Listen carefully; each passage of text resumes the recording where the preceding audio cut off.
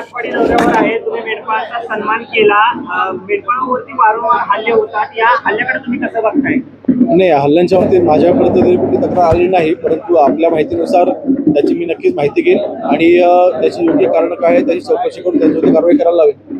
मेंढपाळावरती हिंस्र पाणी आणि समाजकंटकाकडून हल्ले होतात. मेंढपाळांची वारंवार अशी मागणी आहे की आम्हाला बंदूकधारी परवाना पाहिजे. याकडे कसं बघताय? मला वाटतं या बाबतीमध्ये रीतसर कायदेशीर जी त्याला रीतसर प्रक्रिया आहे त्याने ती फॉलो करावी आणि यामध्ये इंडिव्हिज्युअल केसेसची पडताळणी करून मला वाटतं SP असतील किंवा जिल्हाधिकारी असतील या बाबतीत योग्य तो निर्णय घेतील.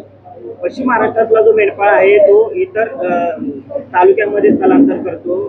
कोकण भागामध्ये सुद्धा येतो. तिथं समाजकंटक खूप मोठ्या प्रमाणामध्ये हल्ले करतात, परंतु कोणतीही कारवाई केली नाही. मला वाटतं ह्या तक्रारी माझ्यापर्यंत तरी अजूनपर्यंत कधी आलेल्या नाहीत आणि व्यापार करण्याकरिता आमची कोकणात आजपर्यंत जेव्हा हे व्यवसाय घेतात आमच्याकडे तरी अशी कधी घटना घडली नाही, परंतु अशी कुठली घटना कुठे घडत असेल नक्कीच त्याची माहिती घेऊन हे होऊ नये याच्यावर उपाययोजना करू. आटपाडी तालुक्यामध्ये 2 खनिजाचं मोठ्या प्रमाणामध्ये उत्खनन होतंय, चोरी केली जाते, वाळू वगैरे. आज मी महसूलचा आढावा देखील लावलेला आहे जिल्हाधिकारी कार्यालयामध्ये.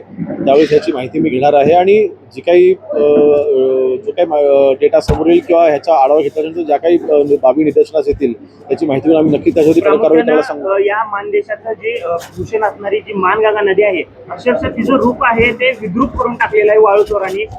याचं काही आदेश वगैरे या बाबतीमध्ये आढावा घेतल्याच्या नंतर ह्या सगळ्या बाबतीमध्ये मी बोलू शकेन. त्या आढावा होता नंतर मी शेवटी बोलून त्याचे पुरावे सुद्धा व्यवस्थित वगैरे दिलेले. आढावा घेतल्याच्या नंतर ह्या सगळ्या गोष्टी लक्षात आल्याच्या नंतर मी त्याच्यावरती बोलू.